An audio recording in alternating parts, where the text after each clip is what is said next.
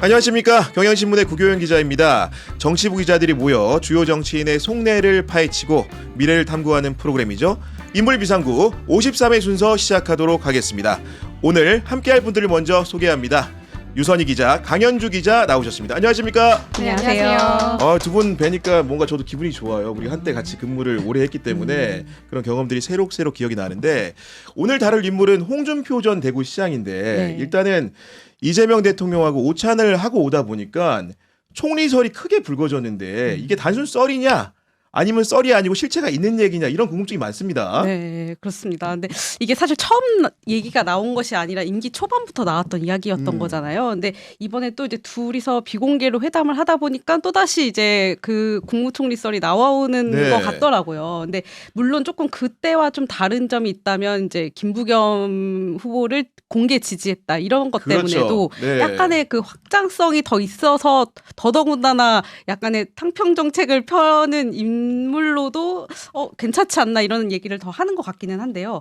아직은 사실 저는 좀 더 봐야 된다. 그러니까 이게 지방선거 전후로 해서의 행보를 좀 봐야지만 이게 진짜 썰인지 실화인지를 좀 가늠볼 수 있지 않을까 생각합니다. 아무래도 이제 지방선거 이후에는 8월에 민주당의 전당대회가 있다 보니까 그리고 김민석 그런 총리의 출마설이 거론되는 상황에서 아마도 이제 후임자를 찾아야 되다 보니 혹시나 홍준표 전 시장이 물망에 오르지 않을까, 이런 식의 기대가 정치권에 존재하는 것 같은데, 어쨌든 간에 홍준표 전 시장은 최근에 SNS에도 내 마지막 인생은 나라를 위한 열정으로 살았으면 한다. 나라를 위한 열정. 공직에 대한 희고 아니겠습니까, 지금? 그렇죠. 근데 또 약간 이제 정치의 그 고단수의 인물이기 때문에 약간 해석이 좀 여러 가지로 있을 수도 있을 것 같아요. 아, 그래요? 네, 저는 그러니까 뭐 이거를 이제 국무총리의 썰을 이제 진짜 실화인지를 믿고 싶은 분들한테는 진짜 이게 국무총리의 가능성이 있지 않냐라고 할 수도 있고, 아니면 사실 본인은 또 그거 말고도 또 다른 거를 또 생각할 수도 있지 않겠습니까? 네. 여러 가지 공직이 존재하기 때문에. 그러니까 저는 그래서 이거를 그냥 스스로의 여러 방면에서 쓸모가 있다라는 메시지로서, 나의 몸집을 키우는 메시지로서, 몸값을 올리는 메시지다. 그렇죠, 그러니까. 그렇죠. 네. 좀 그렇게 해서 이 말을 썼다 이렇게 생각을 하고 있긴 합니다. 네. 그 강현주 기자도 이제 여러모로 홍준표 전 시장의 국무총리설 알아봤을 것 같은데, 실제 본인 본심은 좀 어떤 식으로 지금 알려지고 있는 겁니까? 그래도 이제 페이스북에서 계속 의사를 얘기했던 것들도 있기 때문에 그래도 의사가 없진 않다는 다들 그런 반응들을 좀 보이는 것 같긴 해요.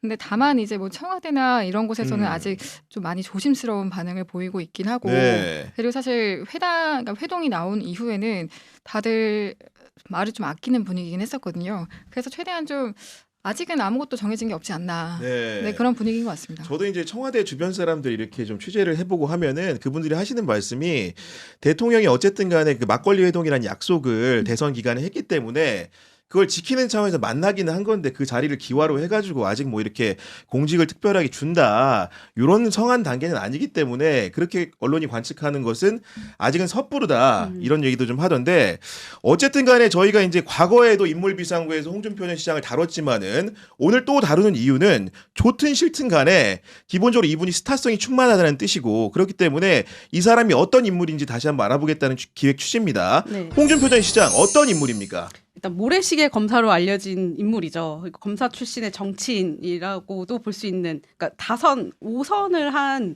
국회의원 중진 의원이고요.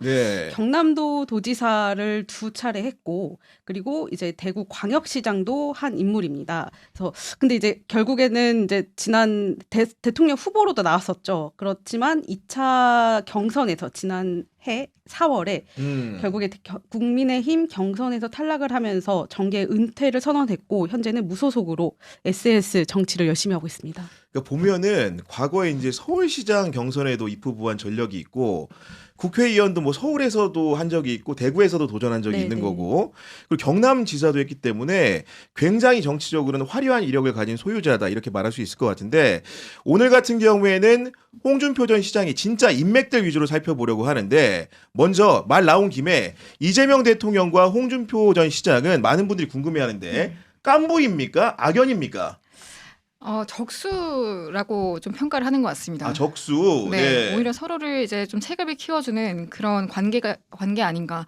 그래서 적대적 공생 관계다 이렇게 평가하는 분들 꽤 계신 것 같고요.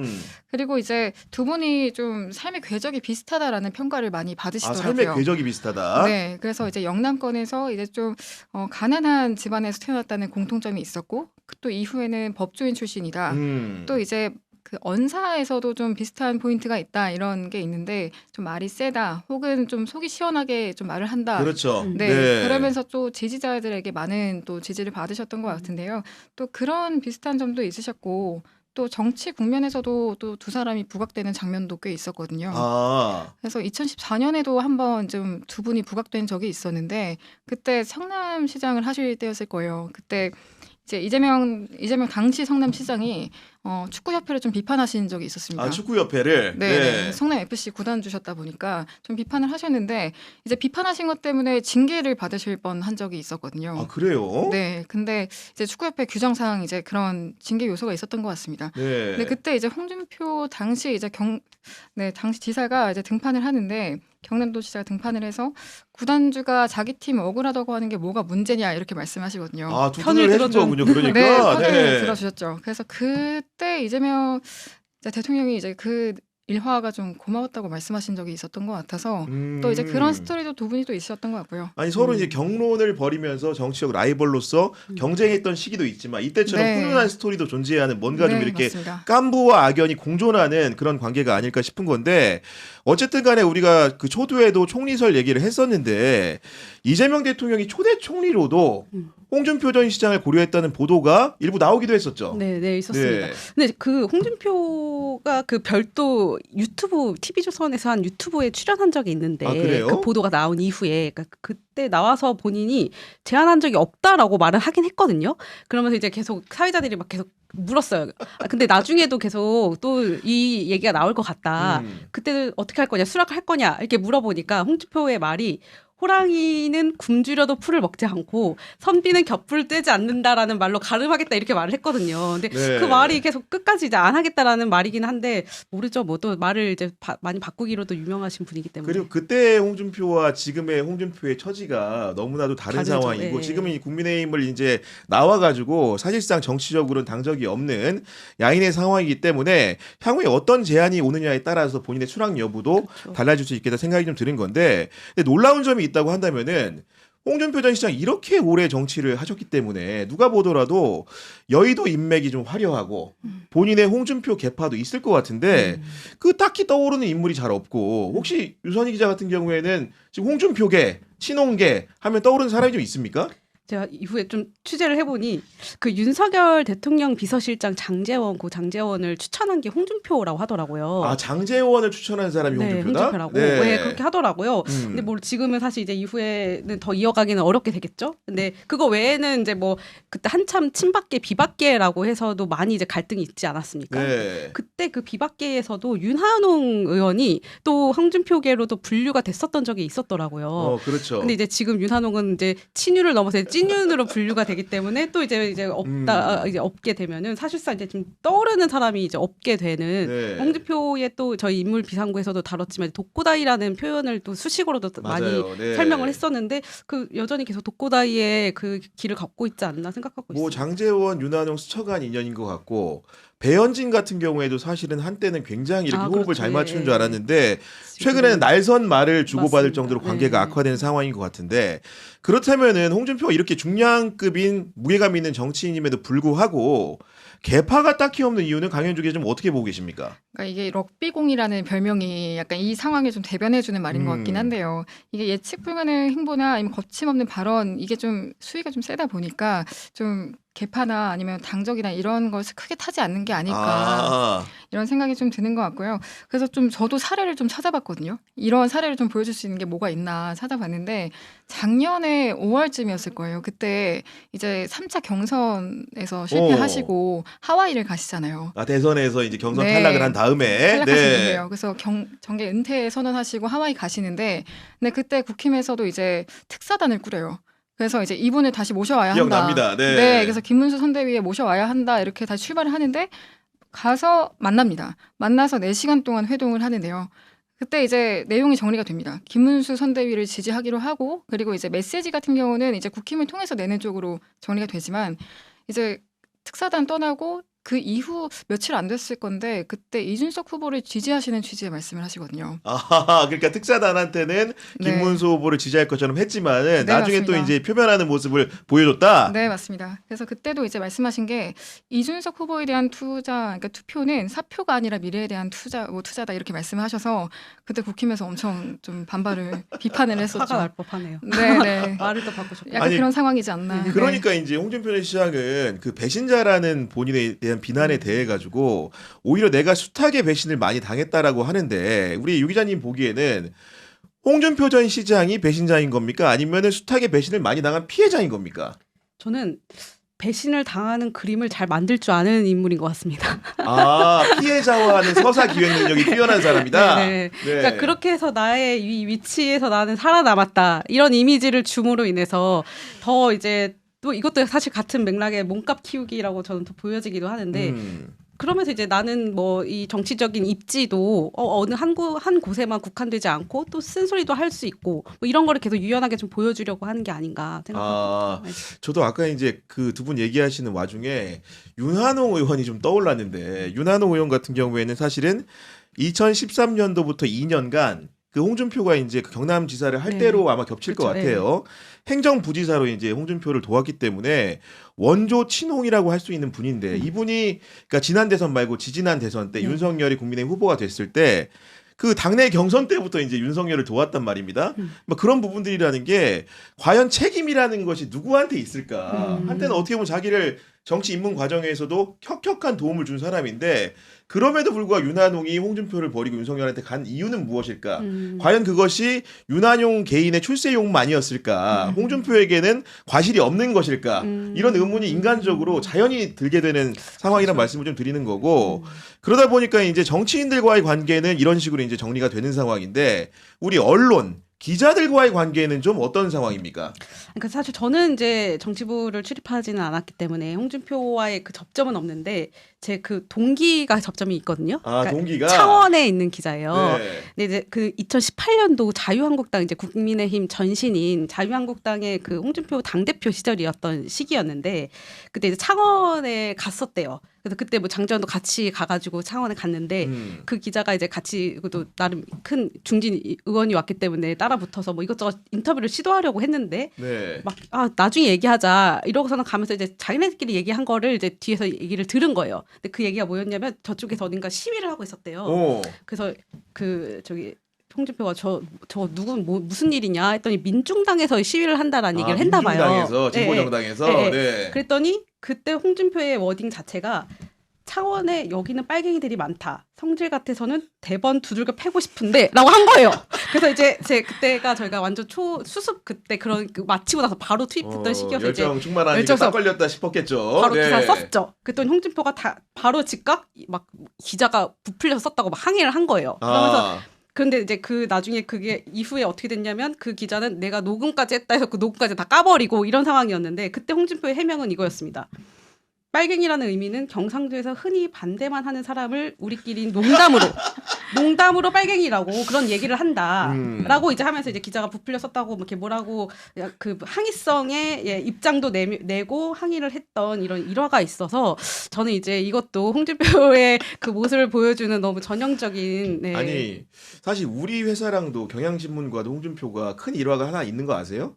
모르죠. 두 분 같은 경우 네. 입사 전이라서 아마 모를 네. 것 같은데 2011년에 제가 어떤 기자로 특정은 하지 않겠고 저보다도 선배인데 당시에 이제 그 홍준표가 몸을 담고 있는 정당의 출입 기자였어요. 그런 상황에서 이제 이러저런 질문을 하는 건데 민주당이 제기한 의혹이었던 것 같고 그 땡땡땡한테 혹시 돈 받은 사실 있냐 이런 거를 이제 쉽게 얘기하면은 이제 물어본 거예요. 물어봤더니 갑자기 홍준표 전 시장이 정색을 하면서 야 그걸 왜 물어봐? 너 진짜 이렇게 반말로 이제 한 다음에 이어서 한 말이 문제였는데 맞는 수가 있다. 진짜 나한테 1억이야? 내가 그런 사람이야? 이런 식으로 이제 하면서 나중에 홍준표 전 시장이 회사와 기자에게도 사과하는 총국이 있었는데 물론 그 바탕에는 그 기자가 홍준표 시장하고 친했던 것 같아요. 과거에 출입을 하는 과정에서 여러모로 이제 살갑게 지내는 관계였는데 자기한테 이제 그 이런 의혹 제기를 면전에서 물으니까 굉장히 순간에 욱함을 이기지 못하고 이렇게 충돌하는 상황도 있었다고 하니까 그 정도 전화 이렇게 해서 항의하는 거는 굉장히 양호한 걸로 봐야 된다. 자꾸 네. 이렇게 공격적으로 자꾸 패고 맞고 이러는 거죠. 그러니까 검사 그렇군요. 출신이라 그런가요? 보니까 네. 그런 생각도 드는 건데 어쨌든 간에 홍준표라는 사람이 언론 감각이 좋은 건 제가 인정을 할 수밖에 없는 게 그가 페이스북에 올리는 글 하나하나마다가 네. 모두 다 기사가 되고 있거든요. 그렇죠, 맞습니다. 조선일보에 대한 그렇죠. 밤의 대통령은 끝났다. 이것 자체도 사실은 매우 이제 언론에서도 그 인용하기에 좋은 글이죠. 그리고 또 이제 어떻게 보면 양쪽에서도 다 그 의미 부여를 할 수 있는 글 아니겠습니까? 저기서도 당연히 이제 그 너무 맞는 말이다라고 할 수도 있고 또 다른 한편에서는 아니 왜 이제 와서 본인도 왜 이제 와서 이렇게 말을 하냐라고도 할 수 있는 그래서 이런 감각이 매우 좋다고도 생각을 하는 네, 하나의 장면이라고 할 수 있겠습니다. 아니 정말로 보면은 홍준표가 확실히 그런 그 겁이나 거리낌이 없는 사람이라는 게 솔직히 말하면 민주당 정치인들은 경향신문이 자기 마음에 안 들면 비판을 하는 게 보통 상례인데 그 국민의힘 정치인들은 지금까지 조선일보를 비판한다라는 거는 굉장히 성역화돼 있고 심지어는 뭐 예전에 뭐 지도부 메시지 이런 것도 조선일보 칼럼이나 이렇게 사설 같은 것들을 많이 참고한다 이런 얘기가 있을 정도로 네네. 굉장히 이렇게 지향점이 비슷하고 이제 우대를 해주는데 홍준표는 과거에도 보면은 조선일보를 상대로 거침이 없었어요. 이게 사실은 이번에 처음 밤의 대통령 끝났다고 얘기한 게 아니고 뭐 2020년에도 그런 적이 있고 뭐 그 앞에서도 보면은 한 적이 있고 기본적으로 언론을 두려워하지 않고 특히나 보수 정치인이란 정체성을 가지고 있음에도 불구하고 조선일보를 두려워하지 않는다는 점에서는 굉장히 제가 개인적으로 높이 평가하는 부분이 있다 이런 말씀을 드리는 건데 결국은 본인의 그런 정치적인 성향 자체가 굉장히 직구형 정치인인 거고 그러면서 최근에는 보수 언론인 조선일보만 이렇게 비난한 게 아니고 무소속으로 좀 제명돼서 지금 부산 북갑에 네. 선거를 치르고 있는 한동훈 전 대표를 상대로도 자아도취에 빠진 나홀로 대선 놀이란 쓴소리를 했는데 도대체 한동훈과의 관계는 좀 어떻게 되는 겁니까? 그 예전에 그 CBS 그 김현정의 라디오에서도 이 질문이 한동훈과의 관계에 대해서 물어보니까 이제 전화를 끊어버렸던 거였잖아요. 그러니까 여전히 좀 이제 역시 언론을 상대로 대단한 사람이야 내가 보니까 지금.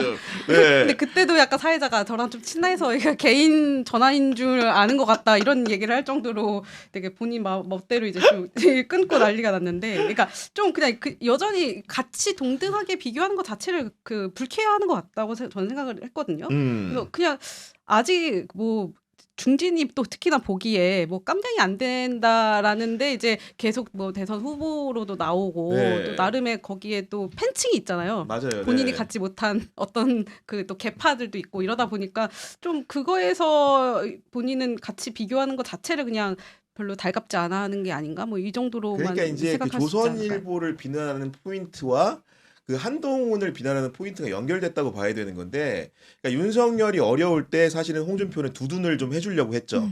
그런 과정에서 윤석열이 무너지게 된 가장 근본 원인은 한동훈 같은 사람 때문이다. 쉽게 얘기하면 배신자라는 어제 프레임을 그래도 걸었던 나왔죠. 상황이었던 예. 거고, 조선일보가 윤석열이 굉장히 내려와야 되는 상황일 때 한동훈을 띄워주는 듯한 모양새를 취했기 때문에 자기를 띄우지 않고 그렇죠. 차기 그런 대권 식의 이제 후보로. 그 생각도 아, 있기 때문에 네. 조선일보와 한동훈은 홍준표에게 한 세트로 인식이 돼 있다. 이런 식의 좀 말을 할 수 있을 것 같고, 더군다나 최근에 홍준표 전 시장 행보를 보면 정치적으로 굉장히 색다른 그 시도들이 많은데, 그래도 전직 대구시장인데 그 대구시장으로서 지금 그 여당의 후보를 지원하고 지지한다라는 건 사실 굉장히 어려운 일인데, 그럼에도 불구하고 민주당의 김부겸 후보를 공개적으로 지지를 했습니다. 지금 어떤 인연이 있기 때문에 그런 겁니까? 두 분이 너무 절친 사이로도 유명하긴 한데요. 이제 방송에서도 김부겸 전 총리가 이제 그런 얘기하셨죠. 이제 내가 돈이 떨어졌을 때 가장 만만하게 형 외상값 좀 갚아줘 이렇게 얘기할 수 있는 사람이다. 아,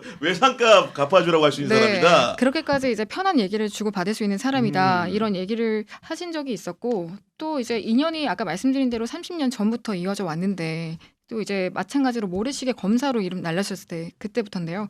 이제 당시 홍 검사를 이제 영입하려고 그때 나섰던 게 이제 김 전 총리, 그리고 당시 노무현 전 대통령과 음. 그리고 재종구 전 의원 이 세 명이 또 나서서 맞아요, 이제 맞아요. 네, 네. 영입 작전을 좀 펼쳤던 적이 있습니다. 또 그러다가 이제 합당이 된 적이 있었는데 한나라당에서 이제 두 분이 만나죠. 그래서 그때도 되게 가깝게 지냈다는 얘기가 또 있고요. 그래서 이런 인연이 계속 이어져 왔었고, 그래서 지금도 계속 뭐 사석에서도 이제 얌마, 행님 이런 단어를 쓰면서도 편하게 지낼 정도로 그런 그러니까 관계라고 정치인들의 합니다. 관계는 정말로 잘 모르겠는 게 네. 그 홍준표는 이제 빨갱이라는 말을 그렇게 쓰는데 진짜로 김부겸은 학생 때 빨갱이 같다는 비판을 받고 실제로 구속 전력도 있는 사람 네. 아닙니까? 그런데 그런 그 사상적인 배경이나 차이를 뒤로 하고 정치적으로 또 이제 화합할 수 있다는 게 또 이제 이 영역인 것 같아가지고 굉장히 일반인들이 보시기에는 좀 이해가 안 된다. 그쵸. 그러실 수도 있을 것 같아요 보면은요. 어쨌든 그런데 최근에 뭐 두 사람의 관계를 두고 뭐 거래설 이런 것도 돌았어요?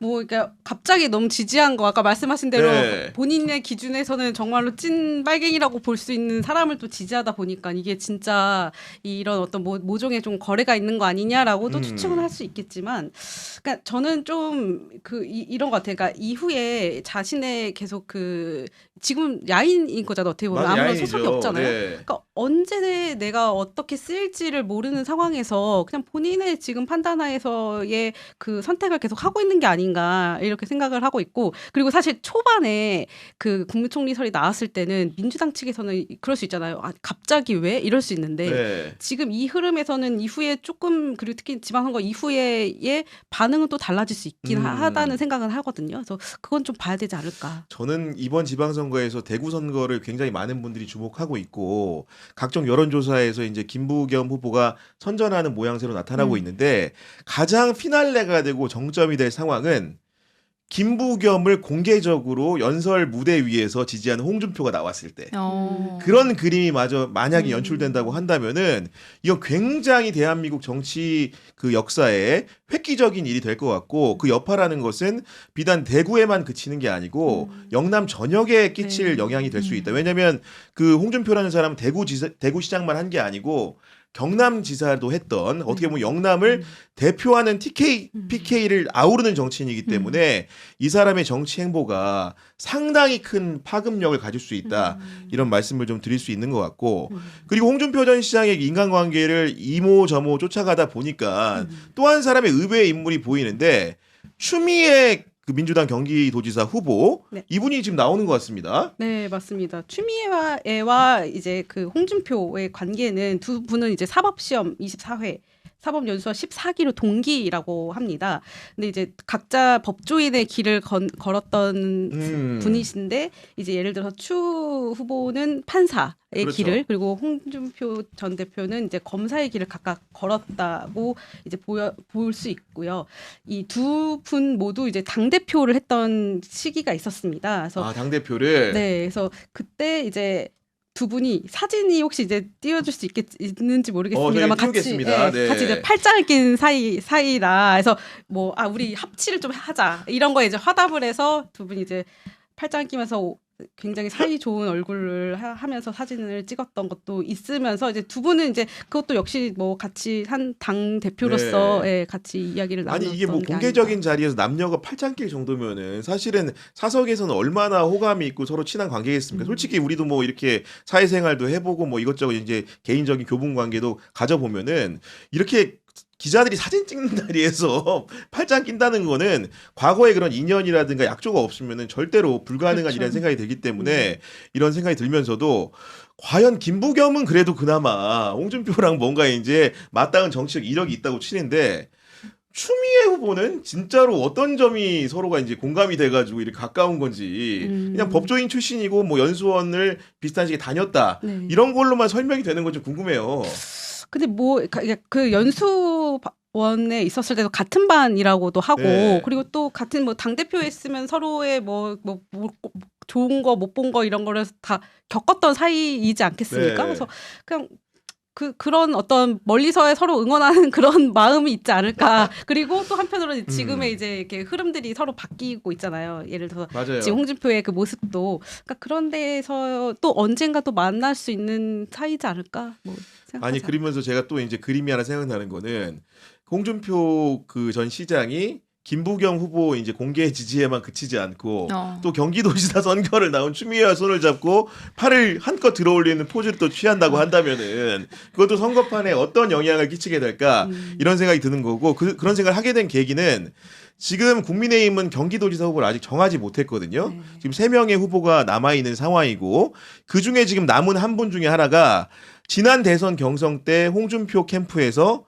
대변인을 했던 이성배 전 MBC 네, 아나운서이기 네, 네. 때문에 물론 이분이 뭐 후보가 될 가능성은 우리 뭐 기자들이나 평론가들이 점치기에는 신인이기 때문에 낮지 않을까라는 생각을 하면서도 아무튼 간에 이제 홍준표가 아끼는 정치인이 나왔는데 만약에 이제 본선 무대에 가지 못하게 된다면은 그런 부채의식도 없기 때문에 추미애를 공개적으로 이렇게 다니면서 지지하지 않으리란 법이 없다. 그런 마일리지가 이제 정치로 축적이 된다고 한다면은 홍준표가 정말로 총리가 되지 않으리란 법도 없다. 결국 이번 선거에서 어떤 기여도를 보여주시냐에 따라 가지고 논공 행상이 정부에서 따르지 않을까라는 추측을 좀 해보게 되는데 뭐 두 분 제 말이 좀 설복된 것 같아요 보니까. 아니 근데 지금. 약간 근데 그렇지 않을까요? 홍준표의 그 네. 본인의 성향은 그러니까 TK, PK 여기서 그러니까 사실 열세잖아요 민주당이 거기서의 역할을 해서 민주당의 바람을 불어넣는 거의 역할이 네. 경기도지사에서의 역할보다 더 크다고 생각하지 않을까요? 아 물론 그렇죠. 네, 물론 아까 네, 개인 네. 후보로 봤을 때는 그렇죠, 말씀대로 네. 하겠지만은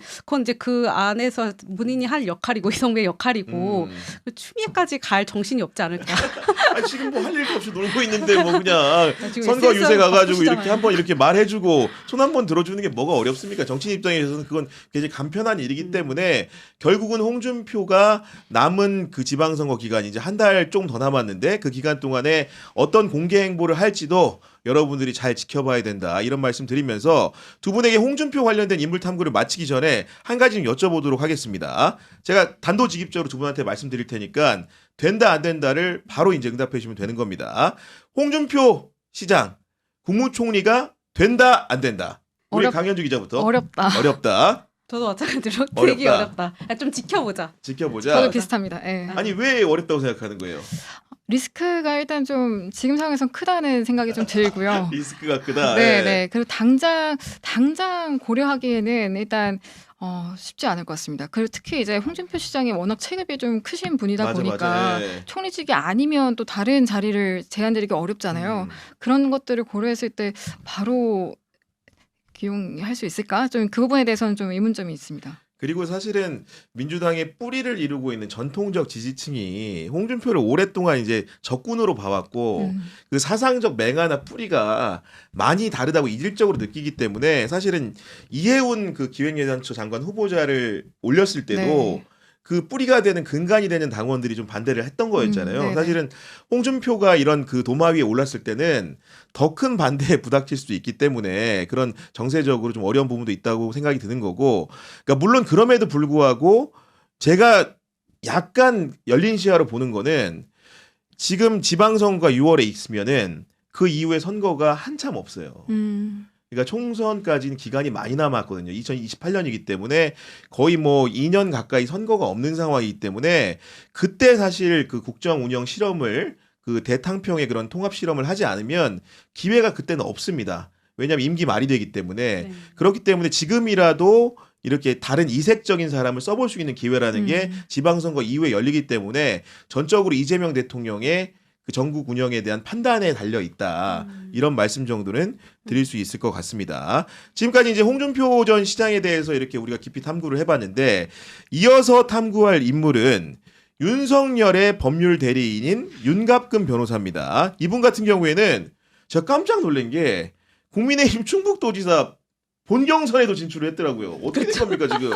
모두가 이런 이력이 있었다는 걸 몰랐을 수도 있겠지만 그 윤어게인의 이제 대표 주자라고도 사실 꼽힐 정도로 그 얼굴을 알렸는데, 그러니까 저희도 사실 윤갑근 변호사를 알게 된 게 그 내란 사건을 이제 윤석열을 변호하면서 알게 됐습니다. 알게 됐죠. 네. 알고 보니까 검사 출신이고 또 알고 보니까 정치인 출마까지 했었던 사람이다라고 해서 알게 된 옛날 정우태하고 인물인데. 붙었잖아요. 네, 맞습니다. 경선에서 떨어지기도 한 이력이 있는데, 일단은 저희가 이건 또 다른 얘기일 수 있겠지만 윤석열이 이제 탄핵 재판 올라가고 했을 때 대체 누가 변호를 할 것인가. 궁금증이 너무나 많았죠. 근데 본인이 법조인이니까 셀프 변호를 할 수도 있잖아요, 솔직히. 그래서 그럴 수 있지 않을까. 왜 아무도 이 사람을 대체 누가 변호할까 했는데 나타난 게 윤곽근이 나타나면서 바로 정치하려고 한다 했는데 정치 이력이 있는 사람이었던 겁니다. 그래서 이제 저희는 바로 지금 이렇게 이 경선 지금 출마하고 이런 게 너무 이제 그려진 시나리오라고 보여집니다. 저는 윤곽근 변호사를 검찰 출입 기자할 때 만났고 실제로 두 분 같은 경우에는 뭐 그 변호사 윤곽근을 이제 정치인이 된 다음에 이제 봤겠지만은 저는 중앙지검 출입을 할 때 3차장 검사였죠, 윤곽근이. 네. 그렇기 때문에 이분에 대해서 어쨌든 간에 그래도 다른 기자들보다는 많이 이해하는 편인데 그때도 저하고는 호감 관계가 아니었기 때문에 아니 그분도 그렇게 생각할 거예요. 지금 뭐 그 사후에 만나는 기자들 많을 텐데 저는 사후에 이분을 만나본 적이 없을 정도로 3차장 검사를 하게 되면 기자들하고 거의 대면을 그렇죠. 티타임을 많이 하고 하기 때문에 그래도 이제 인간적인 교분이 생기고 저도 과거에 3차장 했던 분들을 거의 많이 만나는데 이분하고는 너무 이제 서로가 호불호를 따졌을 때 불호 관계라 이렇게 그럴 일이 없었다라는 말씀을 좀 드릴 수 있을 것 같은데 여하간 윤곽근이 본경선에 진출한 걸 두고도 국민의힘 내부 반응이 좀 이렇게 다양했을 것 같습니다. 국힘에서도 아무래도 이제 윤핵관으로 분류되는 인사가 이제 올랐다 보니 좀 불편해하는 반응들이 있긴 했었고요. 특히 이제 이분이 그럼 왜 어떻게 선거에 나갔냐. 사실 그거 자체가 이 사람이 윤핵관이냐 이걸 좀 증명할 수 있는 거잖아요. 근데 이분이 이제 윤석열 전 대통령 추천이었다는 얘기가 이제 이미 나왔고 그래서 이제 김계리 변호사도 페이스북에 그 내용을 올렸거든요. 아, 그 사실상 인증을 해주는. 네, 네. 그래서 그 내용을 좀 읽어드리면 이게 선고 다음 날, 그러니까 아마 이제 형사 재판 이랬을 것 같은데요. 그 접견에서 대통령께서 윤곽근 변호사한테 충북도지사 출마하시라고 나와서 싸워 이기시라고 더 이상 적임자가 어딨냐 이런 얘기를 했다는 글을 올렸거든요. 사실상 이제 그 루트가 이제 너무 이제 보이는 진짜 윤핵관이네. 윤핵관 그렇게 후보네. 네. 보이는 것 같고요. 윤석열 아바타 아닌가? 아무래도 이제 또 변호도 하셨다 보니 너무 명확해지시는 것 같고 그렇다 보니까 이제 국힘 내부에서 당연히 좀 우려하는 분위기가 있긴 합니다. 그렇겠죠. 네. 네. 근데 다만 또 저도 좀 취재를 해봤는데 이게 지금 선거가 코앞이다 보니까 내분을 좀 가라앉히자. 아, 일단은 두고 보자. 그래서 선거 결과를 두고 보자라는 반응들이 좀 나오는 것 같습니다.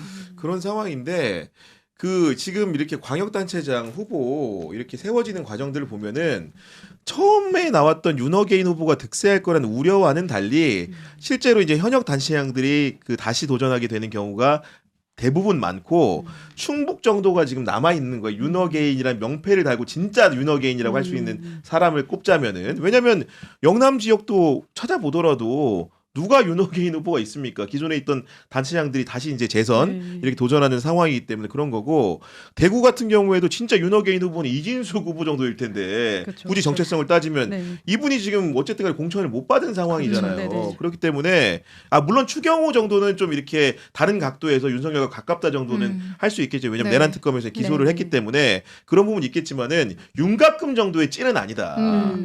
그런 정도의 설명을 좀 할 수 있을 것 같고 어쨌든 간에 다음 주 월요일에 그 충북지사 그 경선 결과가 나오게 되는 거고 상대는 정말 우여곡절 끝에 다시 도전하게 된 김영환 현 충북도지사인데 두 분이 보시기에는 누가 후보가 좀 될 것 같습니까? 먼저 말씀을 드리면 저는 김영환 지사가 훨씬 가능성이 높다라고 생각을 하고요. 아무래도 정치적인 부분에서는 좀 인지도가 그러니까 저희야 당연히 이제 재판이나 이런 사건들을 취재했다 보니까 윤곽근 변호사가 익숙하지만 대중들에게는 아무래도 김영환 지사가 조금 더 익숙할 현역 수 프리미엄도 있다. 있기 때문에 네, 그 부분이 클 것 같고요. 그래서 아무래도 국힘 내부에서도 윤곽근 변호사가 본선 경쟁력이 좀 더 약하다라는 좀 그런 생각도 있는 것 같아서 그리고 이제 구도가 선거는 중요한데 민주당 후보는 일찌감치 정해졌죠. 그 노영민 전 실장과 맞붙었던 신용환 그 교수가 돼 있는데 그분 같은 경우에는 윤석열 대선 캠프에 있다가 나온 사람이잖아요. 탈윤하고 절윤한 사람 아니에요. 네. 대표적으로. 그러면서 심지어는 윤석열 정부 내내 비판했던 사람이기 때문에 그 구도가 윤석열로 짜여지는 순간 도민들의 선택이라는 것이 어떤 식으로 나올까 그 정도의 정세 판단은 국민의힘에 있는 당원들도 좀 하지 않을까라는 생각을 좀 해보는데 우리 유 기자님 생각은 좀 어때요? 사실 저도 좀 비슷한데 그 또 충북의 정치 환경을 보더라도 이게 어디에 특정한 정당 색깔이 또 있는 지역이 아니다 보니까 이런 윤어게인의 이런 뭐 색깔보다도 현역 프리미엄이 확실히 더 많이 반영되지 않을까 생각하고 있습니다. 네. 저희가 뭐 개괄적으로 이제 윤곽근 얘기를 쭉 이렇게 해오고 있는데 그래도 이제 어떤 인물인지 모르시는 분들이 있으니까 조금 더 부연 설명을 강 기자가 해주시죠. 네, 일단 1964년 충북 청주 출생이시고요. 그리고 이제 성대 법학과를 졸업합니다. 근데 검찰에서도 성대 법학과가 좀 끈끈하다라는 얘기가 있는데 일단 거길 나오시고 그리고 사법 연수원 기수는 19기입니다. 19기. 네. 조은석 특검과 같은 기수네요. 네, 예. 맞습니다. 그리고 우병우 전 민정수석과도 이제 같은 사법연수원 동기이고요. 그리고 이제 그렇다 보니까 검찰 내에서도 우병우 사단으로 분류되는 게 좀 있었습니다. 검사가 된 이후에는 재경지검이나 이런 데서 주요 직책들을 많이 가시는데요. 2009년에는 수원지검 제2차장을 지내시고 그리고 이제 중앙지검 3차장 네. 만나셨던 이제 출입을 그때 했을 때 네. 겹쳤던. 지내셨고요. 그 다음에는 마찬가지로 중앙지검 1차장으로 또 승진하십니다. 사실상 계속 승진 루트를 밟으시다가 마찬가지로 대검 강력부장 지내시고 대검 반부패부 부장으로 또 영전하고 그러다가 또 이제 대구고검 검사장까지도 이제 임명이 됩니다. 우리가 뭐 검사들 하면은 무슨 통 얘기 많이 하는데 그 윤석열이 뭐 특수통이라고 네. 과거에 불렸던 거고 우리 변호인을 물색을 할 때도 야 특수통들의 의리를 좀 보여주려 했는데 실제로 이제 같이 근무했던 그 특수통 변호사들은 공개적으로 드러나는 사람이 거의 없어 보이고 네. 김홍일 윤갑근 얘기한 윤갑근이 물론 이제 뭐 특수라고 보는 사람도 있지만 뭐 저 출입할 때 생각을 해보면 강력통에 가깝다는 평가가 원래 많았고 네. 김홍일 같은 경우에도 중수부장을 했지만은 대검 중수부장을 했지만 실제로 강력통에 가깝다는 얘기들이 많았는데 뭐 강력한 분들이 윤석열을 되게 이렇게 변호하는 묘한 모습이 좀 있었다. 네. 강력통이라는 거 모르실까 설명드리면은 조폭 때려잡는 쉽게 얘기하면 마약 사건 수사하는 이런 그 검사들을 이제 보통 칭하는 그런 은어 같은 건데 그런 말씀 드리는 거고. 근데 이분이 보니까 우병우 연수원 동기라고 했었는데 네. 우병우 관련된 수사를 한 적이 있어요? 네, 그때 이제 저희가 흔히 아는 가장 대표적인 사진이 검찰청에서 찍힌 사진이 있잖아요. 그래서 그 당시 우전 수석이 팔짱을 끼고 후배 검사들이 이제 가만히 공손하게 맞아요, 있는 사진. 기억납니다. 네. 그 사진인데 그 수사의 팀장이 이제 윤곽근 변호사였던 거고요. 그렇다 보니까 그 당시 조사를 앞두고도 그 우병우 수석이 윤곽근 팀장 사무실에 가서 차 대접을 받았다 이런 얘기도 좀 나왔습니다. 그래서 그 정도로 이제 당시에 조사 과정이 되게 문제였는데 그 이후도 이제 결과도 미진해서 비판을 많이 받았던 수사였잖아요.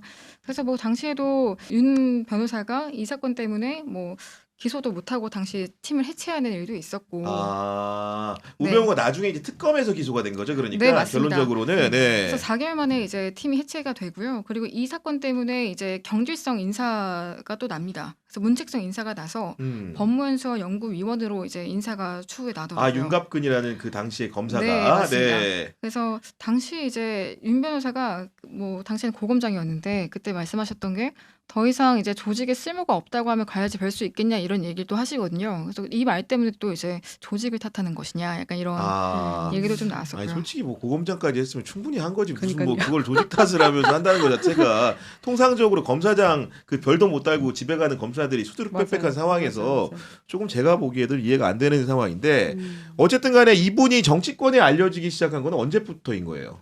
윤석열 탄핵 아닐까요? 아, 근데 실제로는 아까 말했듯이 이제 이미 정치의 이력에 있었다. 그러니까 그 처음 시작이 2019년 10월에 그 국민의힘의 전신인 자유한국당이 입당하면서 정치 행보를 시작했습니다. 2020년 21대 총선에서 청주시 상당구에 출마 선언을 했고 이때 원래 이제 정우택과 맞붙을 뻔했지만 정우택이 이제 다른 지역구로 가면서 경선 없이 이제 공천을 받았고 그렇지만 경선 없이 받았는데도 패했고 그 이후에 이제 진행되다가 한 번 더 출마를 했어요. 그래서 2023년에 다시 또 상당구 출마를 선언했지만 이제 그때는 정우택 의원에게 밀려서 탈락을 했던. 그리고 나서는 예, 계속 좀 뭐 기웃거리지 않았을까 싶습니다. 그러다가 이렇게 탄핵 변호를 하면서 얼굴을 제대로 알리고 지금 이렇게 후보 출마를 한 게 아니라. 그러니까 그러다 보니까 뭔가 정치적으로 레코드 자체는 훌륭하지 않다 보니 이게 결국은 윤석열 변호를 이제 주춧돌 삼아가지고 이게 초석 따지기용으로 이렇게 변호를 세게 한 거 아니냐. 그쵸. 뭐 이런 네. 얘기도 좀 있는 거죠. 그때 보면은 보통 이제 그 윤곽근 변호사가 그 당시에 탄핵적 그 변호를 맡았을 때도 공보라고 해서 그 언론을 상대로 알리는 역할을 윤곽근 변호사가 했거든요. 윤곽근 후보자가. 근데 그때 당시에 뭐 그 기자회견 이런 걸 하면 말을 하는 게 이를테면 사실은 그냥 말 그대로 변호인이면 그냥 윤석열 자체를 이제 변호하면서의 언어를 쓰는 것이 아니라 본인이 앞장서서 부정선거 음모론을 얘기한다든지라는 것 자체가 사실은 이제 법조인의 용어로 보여지지 않았습니다. 아, 정치인의 용어로 네, 보였구나. 네, 네. 네. 그게 다 초석 다지기 그 아니었을까? 3차장 검사가 결국은 기자들하고 티타임 하는 거니까 자기가 언론을 잘 응대한다라고 스스로가 느꼈을 것 같고, 근데 그때는 이제 어떻게 보면 주도권이라는 게 수사하는 검사한테 있다 보니까 정보량이 훨씬 더 우위에 있으니까 기자들을 어떻게 보면 이렇게 능수능란하게 다룰 수 있었다고 한다면은 뭐 탄핵 이후에 벌어진 여러 가지 상황들 같은 경우에는 기자들이 정보 우위에 비대칭하지 않고 오히려 더 많이 아는 경우도 있고 윤석열의 잘못된 부분들을 계속 파헤치는 상황이었기 때문에 그렇죠. 예. 아마도 이제 그런 부분에서 이제 질의응답하는 과정에서 예전처럼 만만하진 않았을 거다 이런 생각을 네. 좀 해보게 되는 거고. 근데 이분이 아까 성균관대 나왔다고 했는데 성균관대 나온 법조인들 물론 적지 않습니다만은 워낙 우리 한국 사회에 이제 서울 법대 주류가 있다 보니 그 황교안이란 그 전 총리도 지금 자유와 혁신이라는 당을 운영하고 있는 이분 네. 같은 경우에 성대를 나왔기 때문에 황교안 하면 옛날에 그 윤곽근 떠오른다 이런 분들도 좀 있었거든요. 네네. 줄여서 황키즈라고도 불리셨더라고요. 황키즈. 황교안 네. 퀴즈라는 표현인데 그래서 이 두 분이 이제 성대 법대 선후배 관계고 그렇다 보니까 결속력이 강하기로 좀 유명했다라는 평가 받으시고요. 또 이제 황 전 총리가 당시 법무부 장관 거쳐서 총리직을 역임할 그 무렵에 이제 윤곽근 후보자도 검찰 내에서 당시에 이제 요직을 두루 거칩니다. 아, 박근혜 정부 때. 네, 맞습니다. 그래서 이게 그 황 전 총리가 법무부 장관을 처음 지낼 그 시기에 이제 첫 검사장 승진 명단에 윤 변호사가 포함됩니다. 근데 이게 되게 또 중요한 의미잖아요. 또 이후엔 또 대검 반부패부장 거치고 말씀드린 대로 대구 고검장 거치는 그 시기가 겹칩니다. 아, 그렇게 겹치는 거기 때문에 아마도 인사를 사실은 잘해주는 게 특히 장관이나 총리 이런 요직에 있는 사람이 도와줄 수 있는, 물론 객관적 실체로는 확인된 바가 없습니다만 네, 많은 그렇죠. 분들이 그렇게 짐작할 정도로 두 사람이 좀 가까운 인연이 아닌가라는 생각을 법조계에 계신 분들이 많이 했던 것 같아요. 탄핵 때도 네. 같이 합류했잖아요, 황교안이. 아, 그렇네요. 네, 생각해 그래서 보니까. 같이 했습니다. 네. 네. 뭐 그런 상황이었던 거고, 그러고 보면 진짜 이제 윤석열 변호인단 이해가 안 되는 거는 그 윤석열이라는 사람이 박근혜 정부 때 이제 인사의 피해자라는 생각을 했던 거고, 그 실제로 박근혜 관련된 특검에 이제 수사팀장으로 일하면서 박근혜가 구속되는데 어쨌든 공을 세운 인물이고, 그런 인연들을 따라 올라가다 보면은 황교안은 박근혜 때 이제 총리와 장관을 한 사람이고, 윤곽근은 또 이제 그런 황교안 친화성이 있다고 한다면은 윤석열하고 가까울래야 가까울 수 없는 관계로 보이고, 그리고 제가 검찰 출입할 때도 보면은 뭐 특수통이라고 해야죠, 같은 사단으로 엮인다거나 이런 관계가 전혀 아니었기 때문에 그 지금 변화하고 있는 모습이라는 것도 굉장히 신기하니만큼 좀 이상하게 느껴진다. 네, 네. 이런 설명을 좀 할 수 있을 것 같은데, 이번에 이제 윤곽근 그 후보가 그 예비 후보 사무실 충북에서 이제 개소했을 때 네. 그렇게 낯익은 얼굴들이 많았다면서요? 그렇습니다. 보면은 그때 선거사무소 개소식에서 얼굴을 바로 보여진 게 이제 전한길, 뭐 황교안 당연히 있었고, 야, 정말 예. 네, 네, 그 김현태 지금 갑자기 이제 변절했던 707 네, 특임 단장 707 단장, 했던 예. 네. 이런 분들이 이제 다 얼굴을 내비치면서 예, 개소식에 참여를 했는데, 저는 그래서 윤곽근 후보자가 저는 이제 그 말씀대로 왜 이렇게까지 이렇게 열심히 나서냐 했는데, 아무튼 지금의 모습은 윤어게인의 그 역할을 자처해서 구심점을 스스로 계속 만들어가고 있는 게 아닌가 생각합니다. 결론적으로 또 이제 충북지사 경선 본경선까지 오르게 되는 그 본인 자당 안에서 국민의힘 안에서 그런 이제 상황까지 이르게 된 건데, 그 윤갑근 얘기는 이제 이 정도면 충분히 한 것 같고, 또 한 명 윤어게인 이야기가 나온 김에 해보면은 이진숙 전 방통위원장, 지금 대구시장 선거에 도전하고 있는 이진숙 전 위원장 얘기를 안 할 수가 없는데, 일단은 거두절미하고 그 강현주 기자가 보기에는 이분 대구시장 출마 강행합니까 안 합니까? 지금 분위기는 무소속 출마로 굳혀지는 분위기인 것 같습니다. 그래서 사실 뭐 아시다시피 아직 장동혁 대표로부터 어떤 약속을 받지 확약을 받지 못한 상태이기 때문에 지금 분위기라면 무소속 출마로 좀 강행할 가능성이 있지 않을까 생각하는데, 또 한편으로는 이게 약간 배수진일까 싶기도 하고요.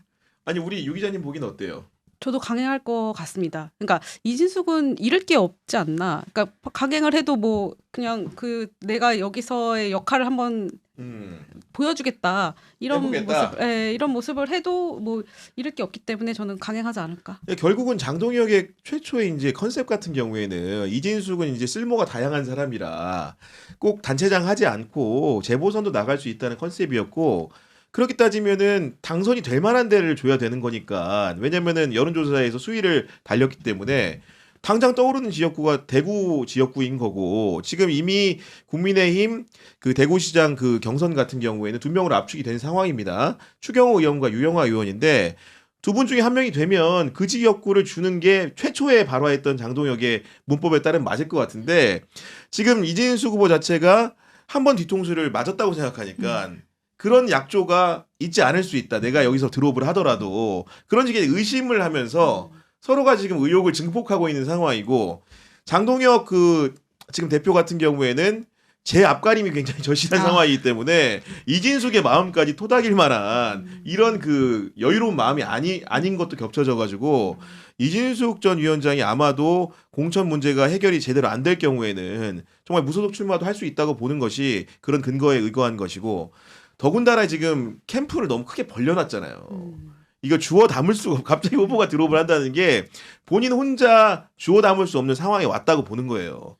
이미 이제 주변에 지지자들이 많아지고 하는데 나 혼자만 생각할 수 없는 그런 상황들 정치적으로 이제 그런 그 조류에 휩쓸려 가지고 출마를 강행하게 되거나 출마를 유지하게 되는 사람들이 좀 있거든요. 그런 그 형국에 온 것이 아닌가라는 생각을 좀 해보게 되는데 근데 이진숙 전 위원장에 대해서는 윤호개인 세력 내부에서도 이제 피로감이 좀 나와요.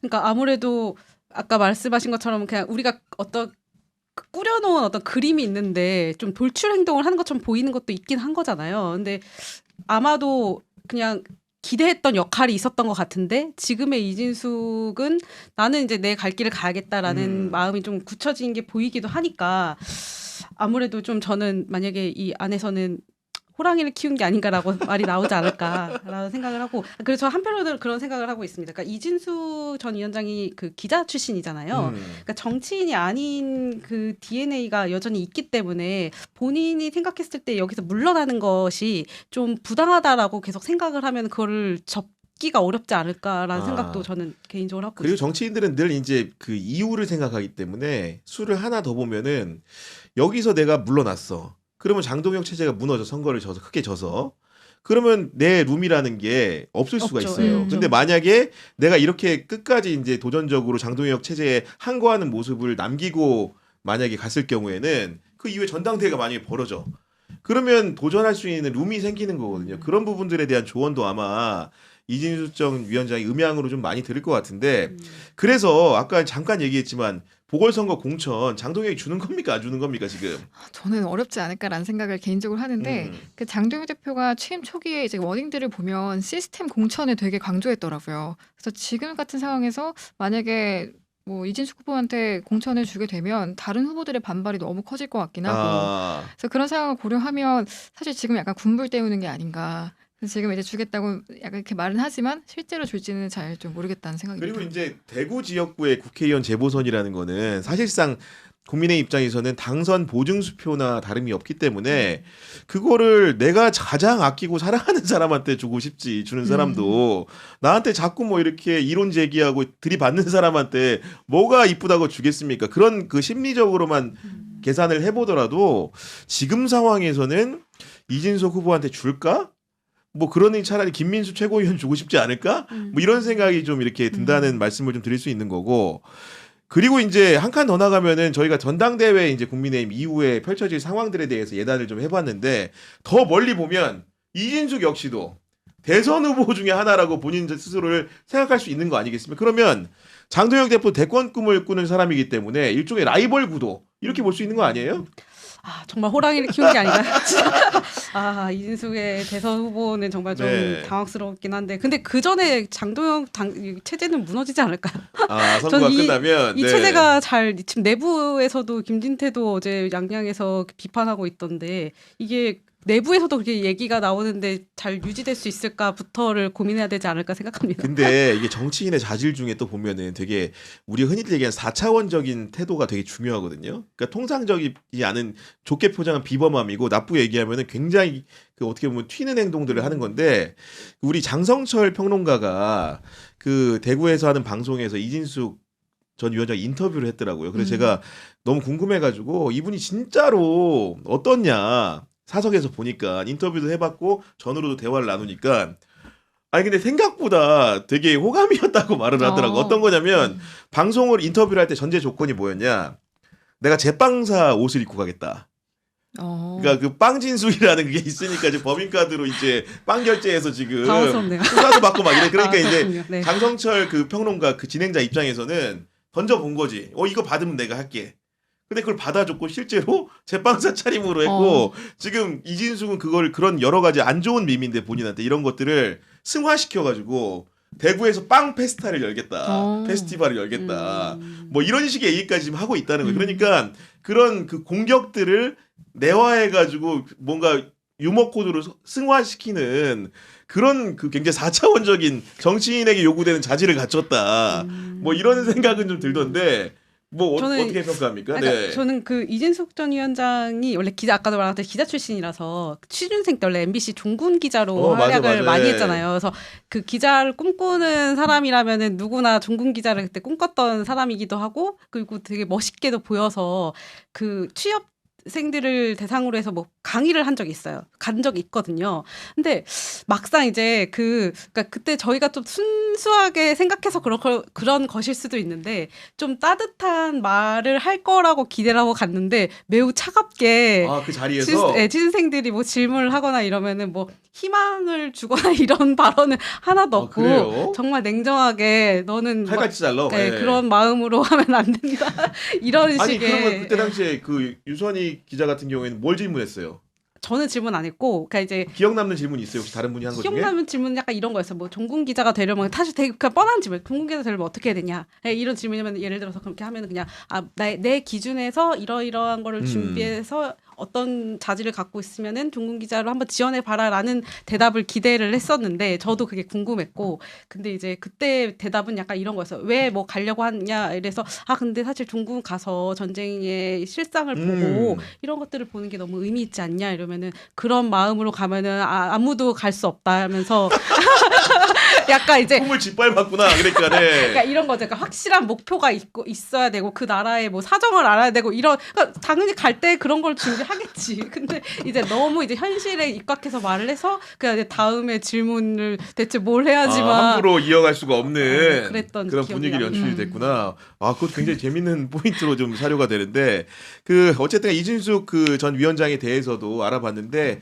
아무튼 어떤 선택을 하게 될지 그 추후가 주목되는 바이고 마지막으로 이제 인물 비상구의 시그니처 코너 가야 됩니다. 두 분 처음 하실 텐데 한 줄 평으로 마무리하도록 하겠습니다. 먼저 강현주 기자 부탁드립니다.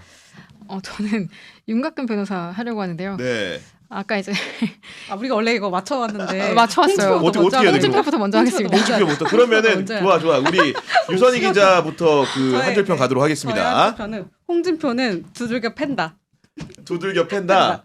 아까 이제 우리가 창원의 빨갱이도 이야기했지만 네. 그리고 또 전체적으로 했을 때 우리의 그 기자 선배와의 그 에피소드도 이야기했지만 마질레 뭐 이런 마질레 그러니까 에피소드. 다의적이죠. 네. 사실 지금도 보면 조선일보도 패고 뭐 다른 그 본인이 김부겸 지지했다고 비판하는 국힘도 패고 막 난리가 났잖아요. 그래서 그러니까. 이렇게 본인이 패면서 자신의 몸집을 부풀리는 게 아닌가라는 차원에서 아. 홍준표는 두들겨 팬다. 그러고 보니 그런 얘기 들으니까 나중에 혹시나 총리 시켜주면은 대통령 팬다 그런 거 아닌지 모르겠네. 지금 보니까 갑자기 본인은 막 다 쓴소리 다 불안감이 한다고. 좀 엄습하는 상황인데 우리 강현주 기자의 한 줄 평도 들어보도록 하겠습니다. 이어서 가는 건데요. 라임입니다. 네. 라임. 윤곽근은 한 놈만 팬다.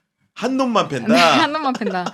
그래서 이제 강한 그 윤어게인이기 때문에 반 윤어게인만 이제 이렇게 공격한다. 이제 그게 딱 명확하다. 그런 취지입니다. 그래서 저를 그렇게 싫어했나? 한 놈만 팬나? 뭐 그런 생각이 좀 드는 건데 서로가 불호의 감정이었다는 건 분명히 제가 느꼈다는 점을 설명드리면서 오늘 방송 마무리하도록 하겠습니다.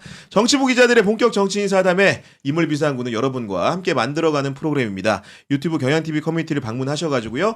보고 싶은 정치인, 듣고 싶은 정치인 이름을 적어주시면 저희가 적극적으로 반영해서 방송하도록 하겠습니다. 지금까지 유선희 기자, 강현주 기자와 함께했습니다. 오늘도 함께해주신 여러분 감사합니다.